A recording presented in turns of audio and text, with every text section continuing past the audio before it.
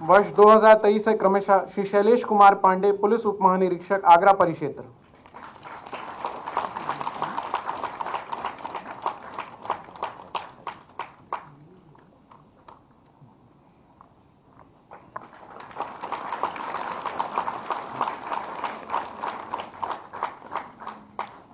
श्री विशाल विक्रम सिंह, अपर police अधीक्षक, STF.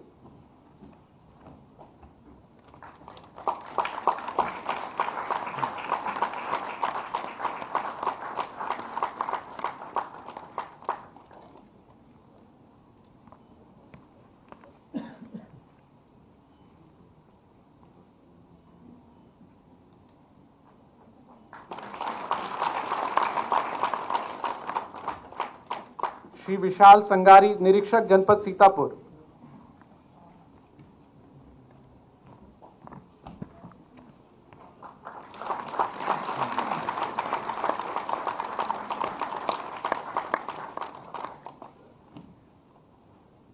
Shri Manoj चिकारा, मुख्य आरक्षी, जनपद गौतम बुद्ध नगर।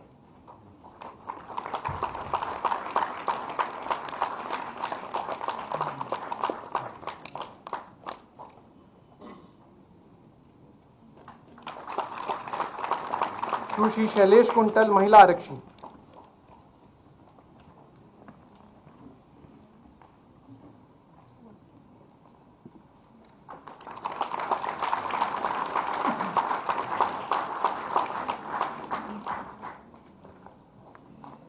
वर्ष 2024 से क्रमशः श्री अनुराग आर्या, वरिष्ठ पुलिस अधीक्षक, बरेली।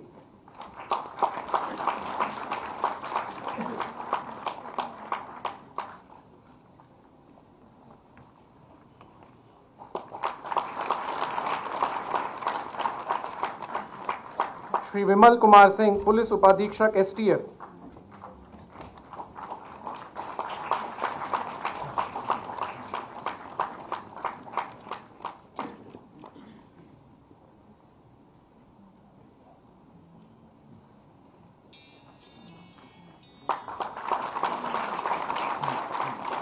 श्री अरुण कुमार, मुख्य आरक्षी, एसटीएफ।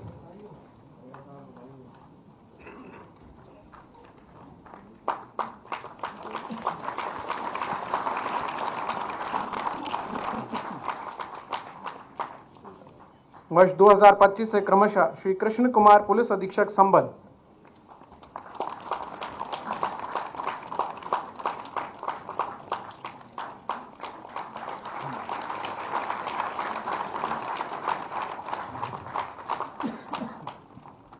श्री प्रमेश शुक्ला, पुलिस उपाधीक्षक, एसटीएफ।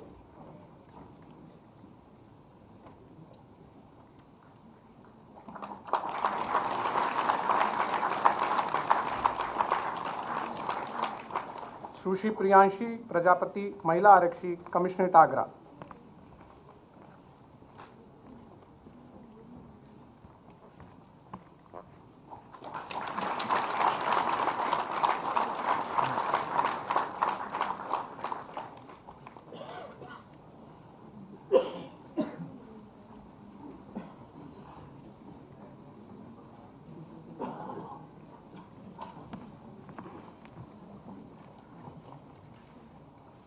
उत्तर प्रदेश के यशस्वी मुख्यमंत्री माननीय योगी आदित्यनाथ जी, डायरेक्टर एसपी श्री आलोक शर्मा जी, प्रमुख सचिव गृह श्री संजय प्रसाद जी, श्री पीसी मीना, यहाँ पर उपस्थित सभी मेरे साथी अधिकारीगण, मीडिया बंधु। गत 2 दिनों में ऐतिहासिक पुलिस मंथन के 11 सत्रों में माननीय मुख्यमंत्री जी आपका सतत मार्गदर्शन हम सभी के लिए एक प्रेरणा का स्रोत बना है और आपके मार्गदर्शन के लिए इसने हम सभी में एक नई ऊर्जा का संचार किया है। मैं सभी प्रेजेंटर्स की टीम को, सभी मेंबर्स को उनके सारगर्भित और वेल रिसर्च्ड प्रेजेंटेशन के लिए और अधिकारियों की ऑब्जर्वेशन के लिए बधाई देना चाहूँगा। अंत में मैं माननीय मुख्यमंत्री जी को यह आश्वस्त करना चाहूँगा कि इस मंथन से निकले सुझावों को बहुत शीघ्र ही क्रियान्वयन किया जाएगा। मैं अधिक कुछ न बोलते हुए माननीय मुख्यमंत्री जी को उनके आशीर्वचन के लिए आग्रह करता हूँ।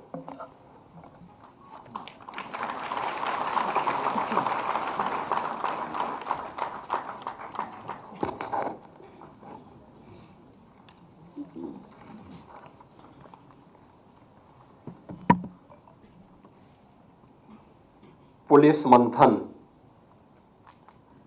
2025 के 2 दिवसीय कार्यक्रम में आज के इस मुख्यमंत्री उत्कृष्ट अलंकरण से संबंधित कार्यक्रम में मंच पर उपस्थित उत्तर प्रदेश पुलिस के महानिदेशक श्री राजीव कृष्ण जी, प्रमुख सचिव गृह Shri Sanjay Prasad ji, director SPG शालोक Sharma ji, police महानिदेशक कारागार श्री पीसी मीना जी, हमारे सभी वरिष्ठ पुलिस अधिकारीगण, वर्चुअल माध्यम से भी जुड़े हुए जनपद स्तरीय सभी हमारे पुलिस अधिकारीगण, मैं सबसे पहले पुलिस मंथन के इस अभिनव प्रयास के लिए डीजीपी उत्तर प्रदेश और उनकी पूरी टीम को एक सफलतम मंथन के लिए हृदय से बधाई देता हूं।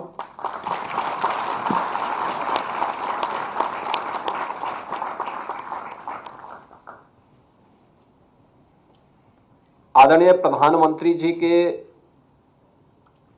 स्मार्ट पुलिसिंग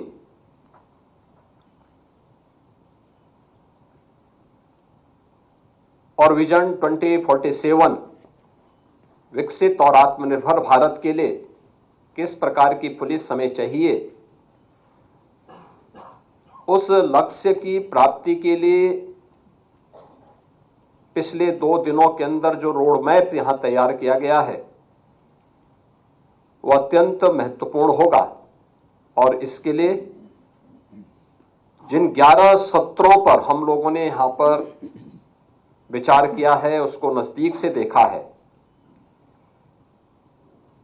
वह हमारी भावी कार्य योजना को भी और भावी रणनीति का भी एक महत्वपूर्ण दस्तावेज साबित होने वाला है। और इसलिए मैं उन सभी प्रस्तुतियों के लिए जो अलग अलग प्रेजेंटेशन के माध्यम से अलग अलग वक्ताओं ने यहां पर 11 सत्रों के माध्यम से, जिसमें लगभग 55 के आसपास वक्ताओं ने अपने विचार यहां पे रखे हैं, उन सभी को भी अपने महत्वपूर्ण विचारों से अवगत कराने के लिए मैं हृदय से धन्यवाद देता हूं। आज का यह अलंकरण समारोह भी उत्तर प्रदेश पुलिस और उससे जुड़ी हुई विभिन्न विंग्स के हमारे उन अधिकारियों के सम्मान का भी समारोह है जिन्हें हमें अलग अलग वर्षों में मुख्यमंत्री के उत्कृष्ट अलंकरण से सम्मानित किया गया है।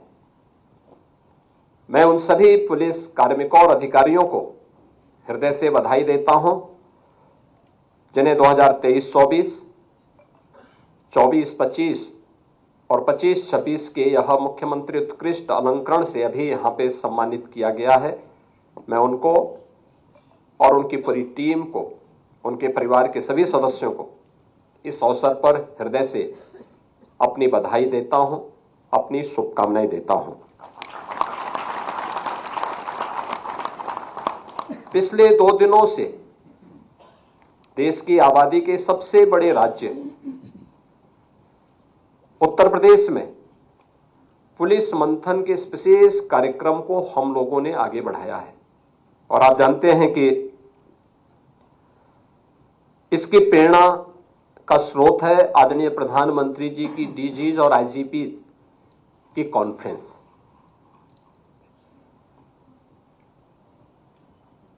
अलग अलग क्षेत्र में क्या नवाचार हो सकते हैं और वे नवाचार हमें कैसे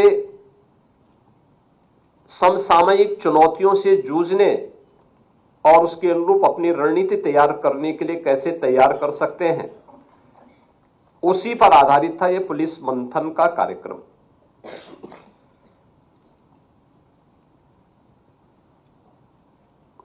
सबसे अच्छा रहा कि इस पूरे 2 दिवसीय सत्र के दौरान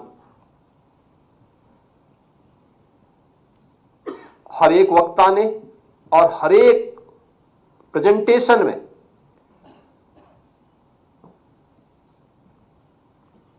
टाइम और स्पेस दोनों का ध्यान रखा। यानी जिसे आप कह सकते हैं कि यूपी पुलिस अपने समय के प्रति समयबद्ध है, यह उसका एक उदाहरण यहां पर देखने को मिला है, जिसमें प्रस्तुतिकरण के जो आधार थे, बीट पुलिसिंग, यानी हमारा आधार क्या है, वहां से प्रारंभ हुआ और उसका एक सफलतम उदाहरण हमारे सामने 2020 में प्रारंभ हुआ मिशन शक्ति का कार्यक्रम है, जिसके रिजल्ट भी वहीं पे प्रस्तुत किए गए थे कि हमने 5th एडिशन में क्या सफलताएं प्राप्त की। इसके उपरांत महिला और बाल सुरक्षा से संबंधित जो अपराध हैं, मानव तस्करी से जुड़े हुए जो चुनौतियां हैं हम सबके सामने, इससे संबंधित एक यहां पे सत्र हुआ था। तीसरा जो सत्र हुआ था वो थाना प्रबंधन और उन्नयन से संबंधित था। पूरी पुलिसिंग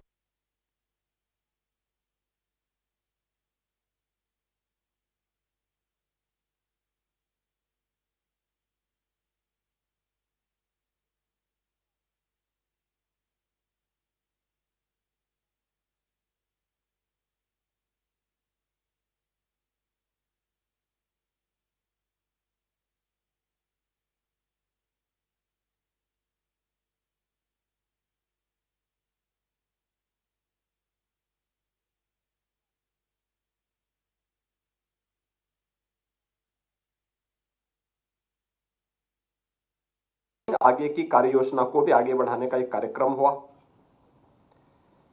पुलिस कार्मिकों के लिए और आगे क्या हमें करना चाहिए, क्योंकि एक समय रहा होगा जब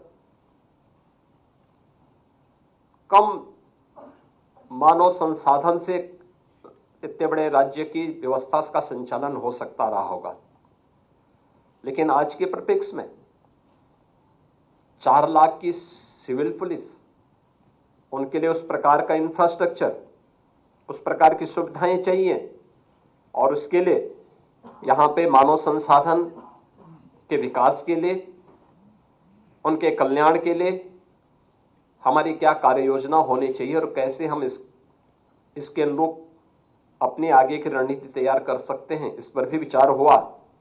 लेकिन साथ साथ पुलिस बिहेवियर को लेकर के, उनकी ट्रेनिंग को लेकर के भी यहां पर महत्वपूर्ण प्रस्तुतियां हम सबके सामने प्रस्तुत किया गया। प्रोसिक्यूशन और कारागार के बारे में भी यहां पे एक महत्वपूर्ण सत्र आयोजित हुआ। CCTNS 2, न्याय संहिता और फॉरेंसिक पर आधारित भी एक महत्वपूर्ण सत्र हम सबके सामने यहां पर था, जिस पर इसके जो अधिकृत वक्ता थे, उस फील्ड के एक्सपर्ट थे, उन्होंने भी अपने महत्वपूर्ण विचारों से इस पूरे कार्यक्रम को और रोचक बनाने में अपना योगदान दिया। आज द्वितीय दिवस में 4 महत्वपूर्ण सत्र हुए हैं, जिनमें प्रातःकाल 8 बजे से लेकर के 10:30 बजे के बीच में आपदा प्रबंधन, सिविल डिफेंस एवं होमगार्ड्स, क्राउड मैनेजमेंट से संबंधित यह महत्वपूर्ण सत्र यहां पे संपन्न हुआ और इसके प्रांत इंटेलिजेंस और उसकी चुनौतियां, जैसे सोशल मीडिया, NGOs की भूमिका,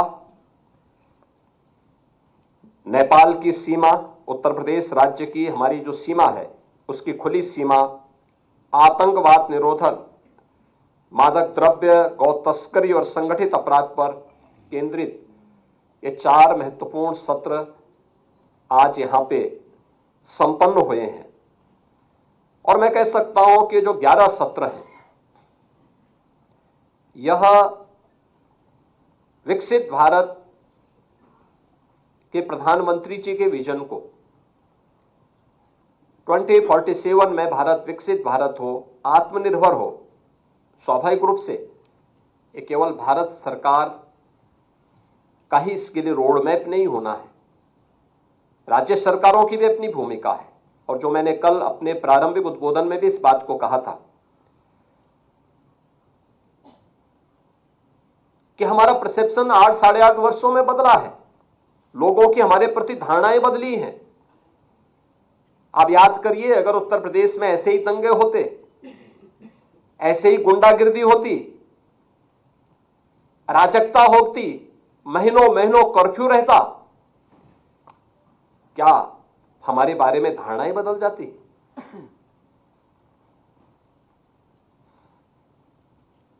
हमने उस धारणा को बदलने के लिए प्रयास किए, आउट ऑफ बॉक्स सोचा, कानून के दायरे में रह करके कानून के दायरे का हर एक व्यक्ति को एहसास कराया।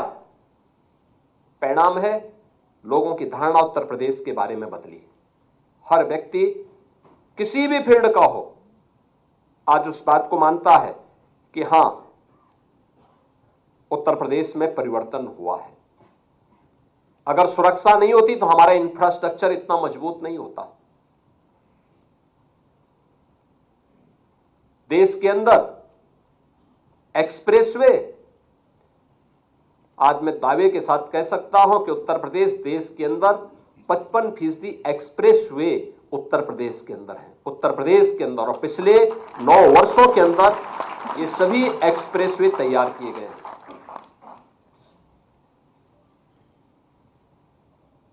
देश के अंदर सबसे बड़ा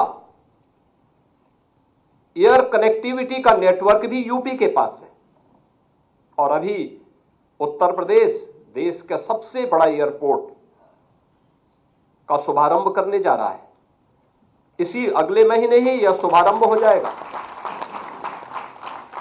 देश का सबसे बड़ा रेल नेटवर्क भी यूपी के पास है, 16,000 किलोमीटर का रेल नेटवर्क। सबसे ज्यादा शहरों में मेट्रो का संचालन, पब्लिक ट्रांसपोर्ट की सुविधा उत्तर प्रदेश के अंदर है।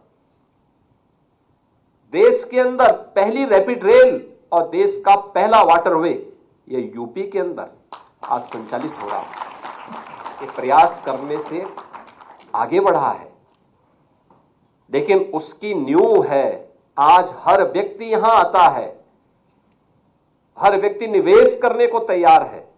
इसलिए क्योंकि उसको लगता है कि सुरक्षा है, उसको लगता है कानून का राज है, कोई चीटिंग नहीं होगी, किसी भी स्तर पर धोखा नहीं होगा, सुरक्षा का एहसास होता है। और उसके लिए जब उस प्रकार का वातावरण बनाया गया तो वह व्यक्ति इसके लिए तैयार हो पाया। और इसीलिए आज यहां निवेश भी है तो उसके अनुरूप हमने एम्प्लॉयमेंट भी दिया है। आप देखिए कितना पारदर्शी तरीके से हमने किसी का चेहरा नहीं देखा, किसी की जाति नहीं देखी, किसी का मत और मजहब नहीं देखा। अगर योग्य है ये उसका अधिकार है। वेलफेयर की स्कीम में अगर वो यूपी का नागरिक है, यूपी में रहता है, भारत का नागरिक है, उसको वेलफेयर स्कीम का लाभ मिलना चाहिए। लेकिन जहां पर किसी ने कानून को ठेंगा दिखाने का प्रयास किया तो कानून ने उसको उसी प्रकार से उसकी गिरेबान को पकड़ने का काम भी किया है। और यह उत्तर प्रदेश ने करके दिखाया है, आज जिसका उदाहरण देश के अंदर अलग अलग राज्यों में भी लोग उदाहरण के रूप में प्रस्तुत करने का प्रयास कर रहे हैं। लेकिन वहां पर भी मीडिया, हम नहीं बोल रहे हैं लेकिन मीडिया उसको बोलते हैं यूपी मॉडल आ गया। ये प्रयास करने से होता है, आउट ऑफ बॉक्स जब हम कार्य करने का प्रयास करते हैं तब इस प्रकार की चीजें सामने आती हैं। और वह आज हम सब के लिए मेरा मानना है एक महत्वपूर्ण हमारे लिए यह एक दस्तावेज बनने जा रहा है। याद करिए, इसी उत्तर प्रदेश में आदरणीय प्रधानमंत्री जी ने डीजीपी और आईजीपी कॉन्फ्रेंस में इस बात को कहा था, स्मार्ट पुलिसिंग का एक विजन देश को दिया था। और उस समय उन्होंने कहा था कि स्मार्ट पुलिसिंग के सूत्र भी उन्होंने उस समय बताए थे। और मुझे लगता है हर पुलिस अधिकारी, हर पुलिस कार्मिक को उसको अपने जीवन का मंत्र बनाना चाहिए। उन्होंने कहा था कि स्मार्ट पुलिसिंग का मतलब क्या है? Strict and sensitive, modern and mobile, alert and accountable, reliable and responsive, techno savvy and trained. यह सूत्र हमें कानून प्रवर्तन के भविष्य के लिए निरंतर और स्पष्ट मार्गदर्शन भी यह हम सब का करता है।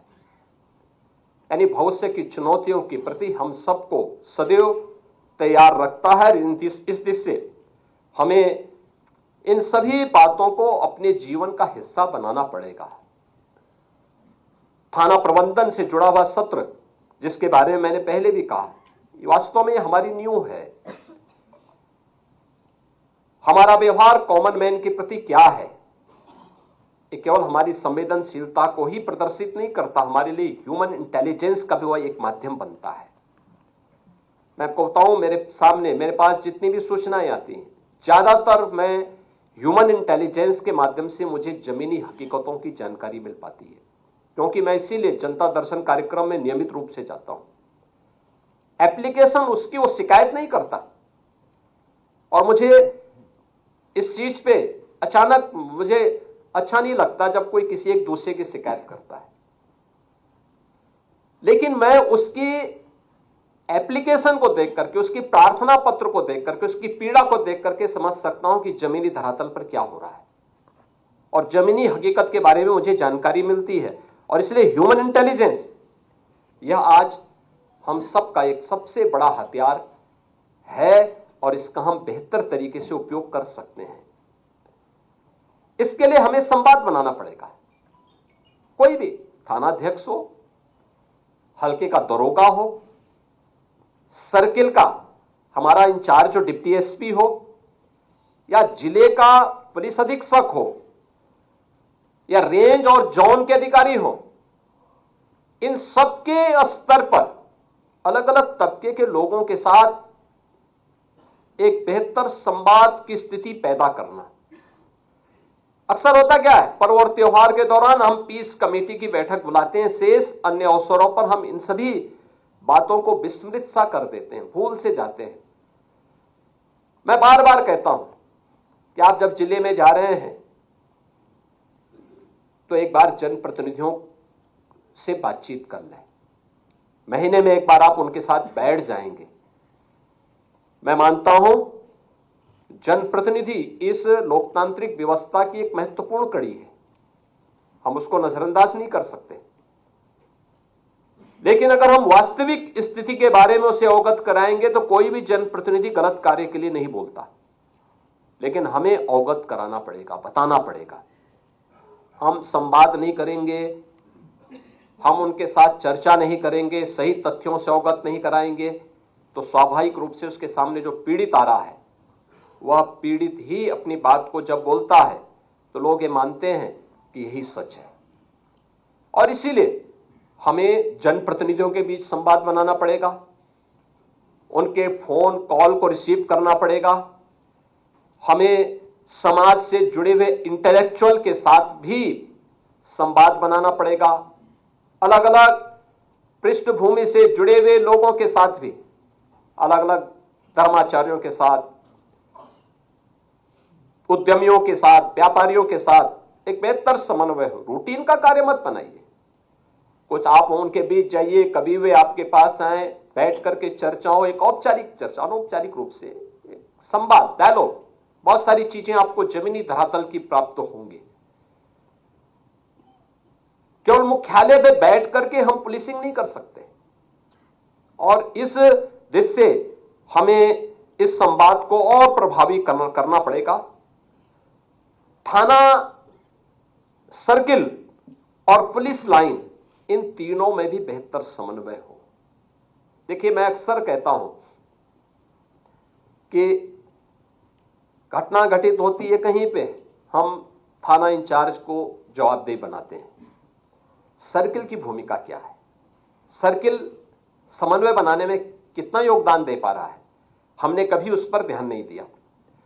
अगर हम इन तीनों में बेहतर समन्वय बना लें, मेरा मानना है कि यह सुरक्षा व्यवस्था को मजबूत करने में बहुत बड़ा योगदान दे सकता है, और इस दिशा में हमारा प्रयास होना चाहिए।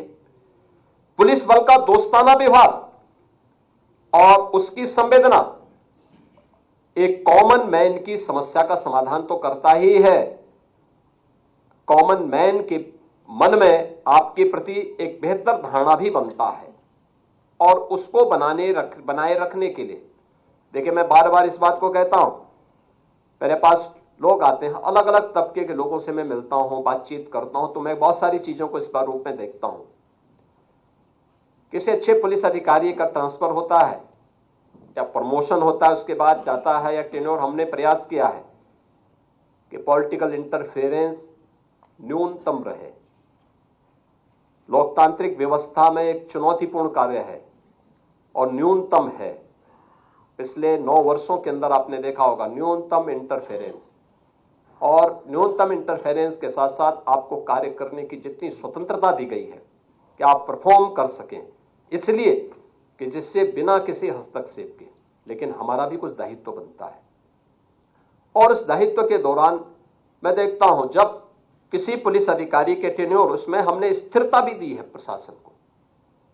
आप देखें, एवरेज एक पुलिस अधिकारी मिनिमम 2 वर्ष तक एक जिले के अंदर अपनी सेवा दे रहा है, रेंज में सेवा दे रहा है। कभी नहीं हुआ, मैं पिछले आंकड़े निकालता हूं, 3 महीने, 4 महीने, 1 महीने, कुछ ही दिनों के अंदर फिर वहां से ट्रांसफर हो जाता था। काम ही नहीं मिलता था। जब तक वो समझे, वहां की सामाजिक और भौगोलिक स्थिति को समझे, तब तक वहां से उसे बाहर का रास्ता दिखा दिया जाता था। क्या समझता? अव्यवस्था पैदा होती, लेकिन वह स्थिरता प्रशासन में दी गई, पुलिस में दी गई। लेकिन जब किसी अच्छे पुलिस अधिकारी का ट्रांसफर होता है, पब्लिक से हमारे बीच में सिफारिश आती है कि साहब अच्छा अधिकारी था। लेकिन जब कोई गलत व्यक्ति वहां से हटाया जाता है, पब्लिक हमें धन्यवाद देने के लिए आती है कि साहब आपने हमारी इस बला को टाल दिया, इसने हमें जीना हराम कर दिया था, बहुत बेकार आदमी था, महाभ्रष्ट था। यानी ये भी चीजें हमें सुनने को मिलती है। दोनों स्थितियों को हम पेश करते हैं। अच्छा अधिकारी को हम बेशुदा मुझसे कहते हैं अच्छा अधिकारी है, इसलिए दूसरी जगह भी तो अच्छे लोगों को काम करना चाहिए।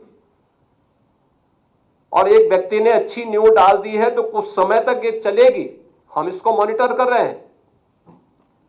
अन्य जगहों पर भी अच्छा का लाभ मिलना चाहिए, और वह अच्छे का लाभ देने की दिशा में हम सबको प्रयास करना चाहिए कि हम अपने आचरण से, अपने व्यवहार से उसको और सुदृढ़ करें। 3 नए कानून लागू हुए हैं, हमने गत वर्ष जुलाई में लागू किए हैं। और याद रखना, ये तीनों जो नए कानून हैं, इनकी अवधारणा न्याय पर आधारित है, जिसमें भारतीय न्याय संहिता 2023, भारतीय नागरिक संहिता 2023 और भारतीय साक्ष्य संहिता 2023, इसके बारे में अधिक से अधिक जागरूकता पैदा करना। हर पुलिस कार्मिक के साथ साथ इसके बारे में हमें अलग अलग तबके के साथ में बैठक करके इस इंटरेक्शन को बढ़ाना, और इसके बारे में हमें अपने आप को अपडेट करना होगा। और मेरा मानना है कि दक्ष, न्यायप्रिय, पारदर्शी, जवाबदेह और निष्ठा के साथ जनसेवा के प्रति संवेदनशील जो पुलिस बल है, यही अंततः कानून का राज स्थापित करने में महत्वपूर्ण भूमिका का निर्वहन करेगा, और जो हम सबके जीवन का संकल्प है। ये कानून का राज ही है जो देश के अंदर सबसे बड़ी आबादी के राज्य के मन में, आधी आबादी के मन में जो सबसे असुरक्षित अपने आप को महसूस करती थी, उन सबके मन में एक नया विश्वास पैदा कर रही है। और मैं मानता हूं इसी कानून के राज के लिए हमें अपने आप को अपडेट होना पड़ेगा, हर एक परिस्थिति से, हर चुनौती से जूझने के लिए तैयार होना पड़ेगा। और इसके लिए एक बेहतर प्लेटफॉर्म पुलिस मंथन का मिला है। पुलिस मंथन के इस अवसर पर बहुत सारे प्रस्ताव हमारे सामने आए। हम पुलिस के इंफ्रास्ट्रक्चर को बढ़ा रहे हैं। हमने वह समय भी देखा है जब जर्जर, खपरेल और एस्बेस्टस बैरक के नीचे, टूटे हुए बैरक के नीचे हमारे जवानों को रहने के लिए मजबूर होना पड़ता था। और आज आप देखते होंगे कि जनपद के अंदर हाई राइज बिल्डिंग, बहुत सारे जनपदों में सबसे high rise building police barrack की होगी। एक परिवर्तन है। और हर जनपद में, किसी एक जनपद में नहीं, हर जनपद में।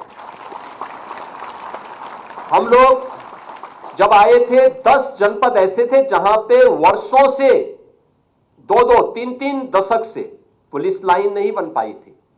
हम लोगों ने वह पैसा भी गृह विभाग को उपलब्ध करवाया है। पैसा उन जनपदों को जाए, वहां पर ये चीजें स्थापित होनी चाहिए। पीएससी की जिन कंपनियों को समाप्त किया गया था उनका पुनर्गठन किया गया। पीएससी की महिला बहानियों का गठन किया गया। महिला कार्मिकों की संख्या इसमें बढ़े। आज वह 13% से बढ़कर के 36% से ऊपर महिला कार्मिक हमारी व्यवस्था के अंग बने हुए हैं। लगातार उस पर कार्य हो रहा है। और आज एक सुरक्षा का बेहतर माहौल दिया है। बहुत सारे नवाचार इस दौरान हुए हैं। प्रदेश सरकार ने जिन चीजों को यहां पर लागू करने का काम किया है, और मुझे लगता है कि साइबर मुख्यालय के बारे में जो हमारी आगे की प्रक्रिया का हिस्सा है, हमें तत्काल इस पर अपनी कार्रवाई को आगे बढ़ाना चाहिए। हर पुलिस कमिश्नरेट का अपना एक अच्छा भवन हो, उसके मानकीकरण की दिशा में अविलंब निर्णय लेते हुए इस कार्य को आगे बढ़ाना पड़ेगा। मॉडल थाने शहरी क्षेत्र में, ग्रामीण क्षेत्र में किस प्रकार के होने चाहिए, हमें उसके बारे में अपने आप को तैयार करना चाहिए। प्रदेश के अंदर हमें अन्य कार्यों के साथ ही मिशन शक्ति से जुड़ी हुई जो महिला बीट अधिकारी हैं, उनके लिए भी हमारा प्रयास होना चाहिए कि यक्स ऐप के साथ तो सब जुड़ेंगे ही, हर कार्य को वे अपडेट करेंगे ही, लेकिन स्कूटी उन्हें उपलब्ध हो और इस कार्यक्रम को हम तेजी के साथ आगे बढ़ा सकें, यह आज की आवश्यकता है। बीट लेवल पर जो हमारे आरक्षी काम करेंगे, उनके पास उस प्रकार के संसाधन हो जिससे उसे आज के समय में केवल उधार के बल पर या साइकिल से अपनी यात्रा तय करने के लिए मजबूर न होना पड़े, या अन्य गलत स्रोत से वह पैसा न आहरित करें। इन सभी बातों को हम ध्यान रखें। इन पर हम लोग अवश्य विचार करके तत्काल हमें निर्णय लेने पड़ेंगे। और मेरा मानना है कि जो 2 दिवसीय पुलिस मंथन का एक कार्यक्रम है, यह एक बहुआयामी और बहुपक्षीय सत्रों के रूप में आदरणीय प्रधानमंत्री जी के विजन 2047 के देश से अत्यंत महत्वपूर्ण सत्र रहा है। और इसको हमें प्रत्येक वर्ष के कैलेंडर का एक पार्ट बनाना चाहिए। हर वर्ष हमारा प्रयास होना चाहिए कि जो विषय हमने लिए हैं, हर वर्ष वो विषय लेने आवश्यक नहीं। हां, समय समय पर जो भी यहां की जिन मुद्दों पे चर्चा हुई है उसको फॉलोअप करने की व्यवस्था तो होनी चाहिए। संबंधित विभागों के द्वारा उसको फॉलोअप, कितना हम आगे बढ़े हैं उस पर चर्चा करना।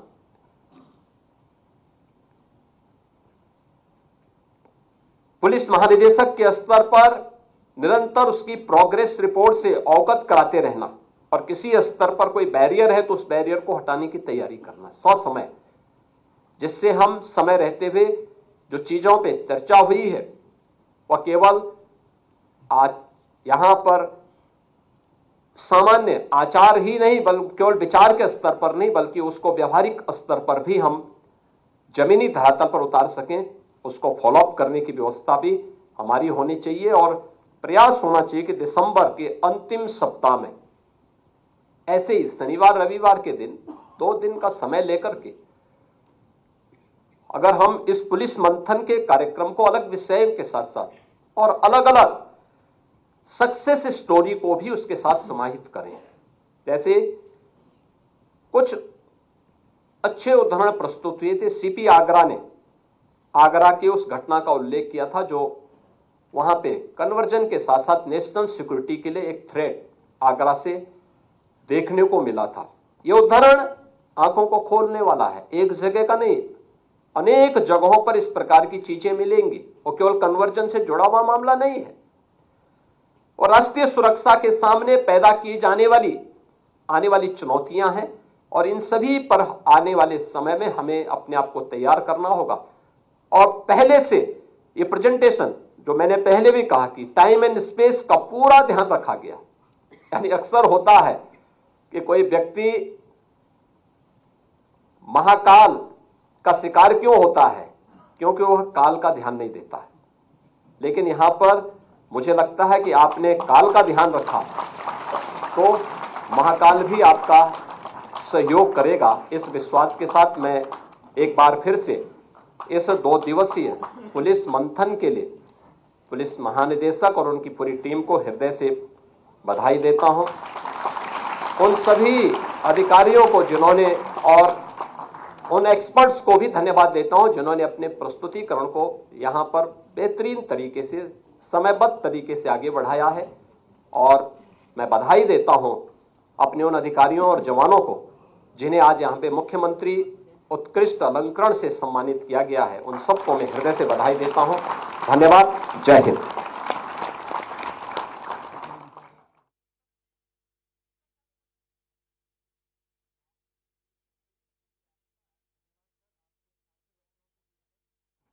मैं श्रीमान पुलिस महानिदेशक उत्तर प्रदेश महोदय से आग्रह करता हूं कि माननीय मुख्यमंत्री जी को स्मृति चिन्ह भेंट करने की कृपा करें।